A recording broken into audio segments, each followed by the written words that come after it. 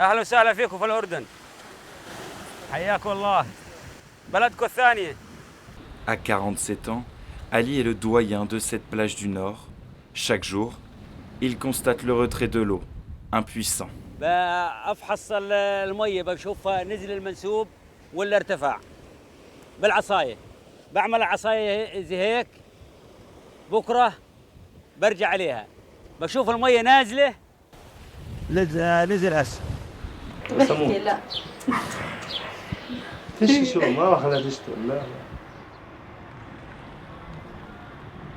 Interdite de sortir sans son mari, la jeune femme se retrouve coupée du monde extérieur. Son unique échappatoire, une visite de sa mère chaque semaine. Un rendez-vous de courte durée. Quelques mètres plus loin, Ihab rappelle déjà Malak à l'ordre. À 2 kilomètres de là, dans un quartier aisé d'Amman, Rana Madanat enseigne le hip-hop depuis plus de 10 ans. En 2009, elle devient la première femme jordanienne à entamer une carrière dans la danse urbaine. Comment s'est passée vraiment cette immersion dans le pays? Comment vous avez appréhendé ce premier gros terrain de la Jordanie? Comment ça se passe? Comment est-ce que vous définissez les angles? Donc en fait, comment ça se passe quand on est jeune journaliste et qu'on se lance dans sa première réalisation de reportage documentaire? On avait fait pas mal de recherches avant de partir sur la culture, l'environnement, la politique qui pouvait, qui définissait la société jordanienne, mais on restait quand même assez ouvert. Et autre chose qui nous a énormément impacté, c'est qu'on a rencontré des étudiants jordaniens ou des journalistes jordaniens qui eux aussi nous ont donné des conseils et qui nous ont donné un point de vue local qui en fait du coup a défini des sujets, puisqu'on ne peut pas arriver avec juste notre point de vue de français là-bas et définir des sujets en France. Donc en fait ça s'est choisi quand même sur le tas, les sujets. On n'est pas parti avec des sujets, on est parti avec des envies et après c'est là-bas que ça s'est décidé. Oui. Comment est-ce que tu es arrivé au choix de ton sujet? Est-ce que, comment tu l'as aussi anglais? Est-ce que, par exemple, je sais que sur la question, toi, tu es sur la question de la mer morte, la question de l'eau, c'est un gros sujet en Jordanie, mais comment vous faites pour recouper, pour recontextualiser, pour être certain, en tout cas, de ne pas avoir un point de vue biaisé sur un sujet dans une culture qui n'est pas la vôtre? Comment est-ce que, finalement, vous êtes certain de faire aucun contresens culturel ou contresens politique et d'apporter un regard qui n'est pas un regard purement occidental?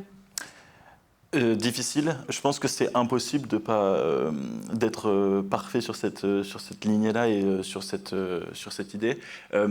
C'est beaucoup de discussions avec les étudiants avec qui on travaille, parce que donc dans le cadre de nos travaux, on était avec 1 ou 2 voire plus, ça dépend des groupes, étudiants jordaniens, et on se basait aussi beaucoup sur eux. Il faut un peu se libérer aussi de nous. Nos propres biais et nos propres pensées qu'on a sur le terrain où on va et les gens qu'on peut être amené à rencontrer.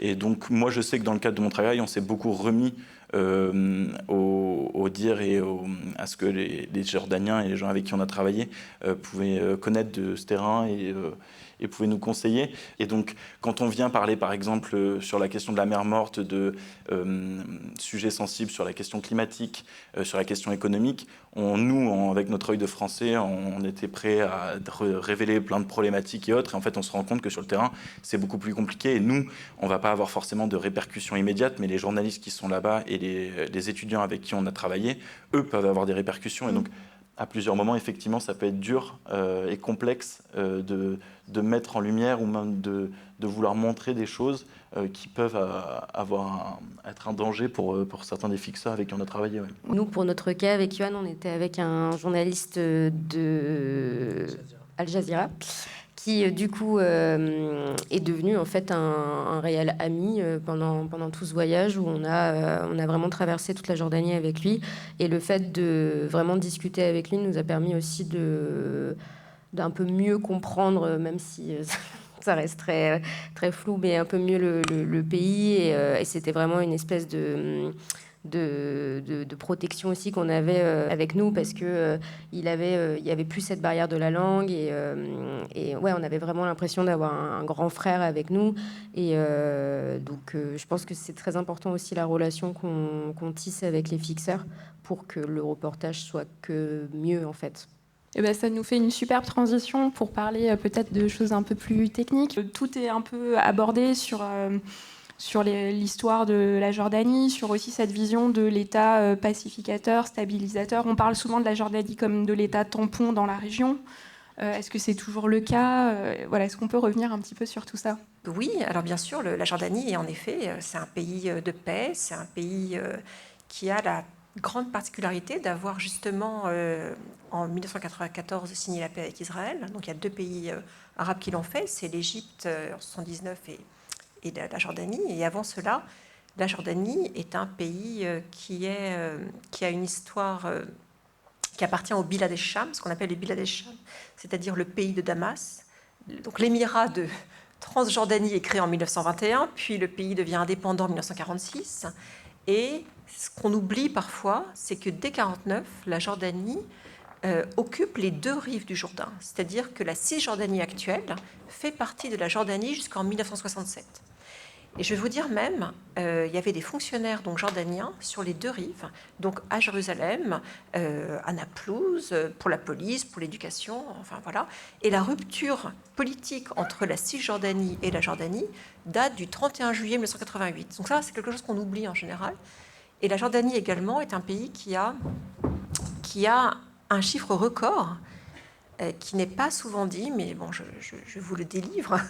C'est le pays qui a le plus de réfugiés au monde.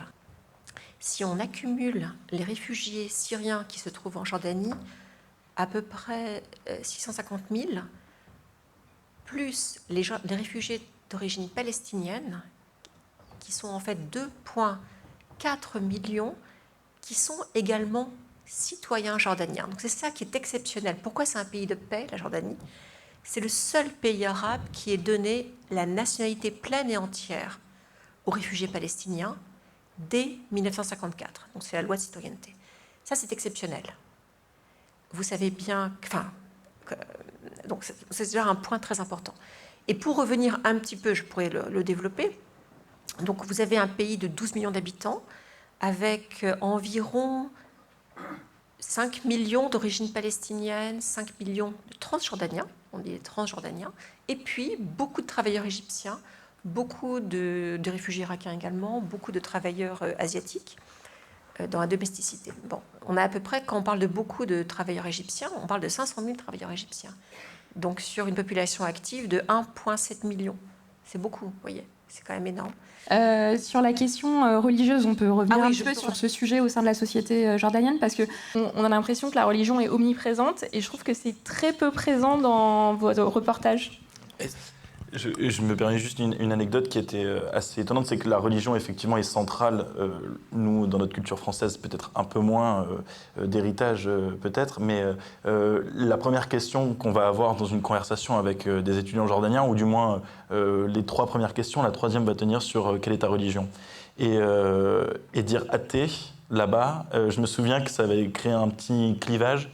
Ils ne comprenaient pas bien le sens d'une existence sans croire en un Dieu. Ils respectaient effectivement qu'on ne croit pas en Dieu, mais il y avait vraiment une interrogation là-dessus. Et on sent, eux en tout cas marquer le respect, mais d'autres qu'on a rencontrés un peu moins. Mais en tout cas, effectivement, la religion est présente partout, 100 ans, à toute heure de la nuit et du jour. Elle est omniprésente et c'est un marqueur toute la journée.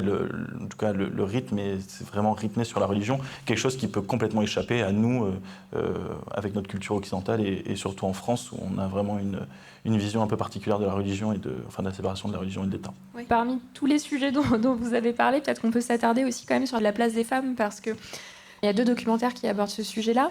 Dans nos reportages, les interlocutrices avec qui on va pouvoir discuter sont des femmes issues de ces catégories socio-professionnelles aisées. Et donc, on le sent, une liberté qui peut être un peu différente du reste du pays. Du moins, j'ai souvenir qu'à Amman, on voyait pas mal de femmes. Certaines font le choix de ne pas être voilées, d'autres d'être voilées, bon bref.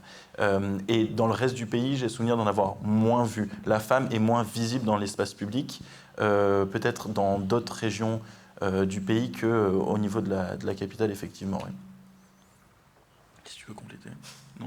Est-ce qu'il y a eu une difficulté aussi à avoir des témoignages féminins, ou est-ce que ça a été une barrière, ou est-ce qu'au contraire ça n'a pas du tout été un sujet, vu que vous avez traversé tout le pays pour Ça n'a pas été une barrière parfois parce que tout simplement il n'y avait pas de femmes. Par exemple, on est allé, en fait c'est malheureux à dire mais c'est vraiment le cas, on est allé dans le Wadi Rum parce que on voulait parler de la provenance de la viande et l'importance des Bédouins justement dans la création de ce plat. Il n'y avait tout simplement pas de femme on n'avait pas d'interlocutrice. En fait, elle n'était pas là. Ce sont plusieurs hommes qui parcourent ce désert magnifique au demeurant, mais il n'y avait pas de femmes. Pareil à Petra, on a 2 frères et un ami. Il n'y avait pas de femmes non plus. Leurs femmes étaient à la maison. Donc en fait, on n'a parfois juste pas eu d'interlocutrice. C'était pas qu'on n'a pas demandé, c'est tout simplement qu'elle n'était pas, disponible pour nous à ce moment-là, quoi. Qu'est-ce que de la Jordanie vous emporteriez et vous mettrez en France? En mode parce qu'on a beaucoup parlé des reportages, de la situation historique, sociale, etc. Mais je sais pas, est-ce qu'il y a des aliments, des façons d'être ou des choses un peu sociales qu'on pourrait avoir ici et qui manquent? Ce que j'aime le plus en Jordanie, c'est le fait qu'on s'entraide, mais pas seulement au sein de la famille, entre voisins. Et ça, c'est quelque chose de très, très beau et très oriental. C'est-à-dire qu'au moment des fêtes, on fait exprès, on célèbre toujours la fête religieuse de l'autre. Donc on va envoyer des plats à ses voisines chrétiennes, et la voisine chrétienne vous enverra des plats au moment du Ramadan. Et donc c'est toutes ces circulations de plats, de desserts. Et quand vous passez un plat, vous n'avez pas le droit de le rendre vide. Donc ça n'en finit pas. Après, on vous mettra des figues dedans, et après, on vous mettra des dattes, et on va vraiment s'intéresser. Et c'est pas seulement les femmes qui font ça, les voisines, on s'intéresse vraiment aux gens.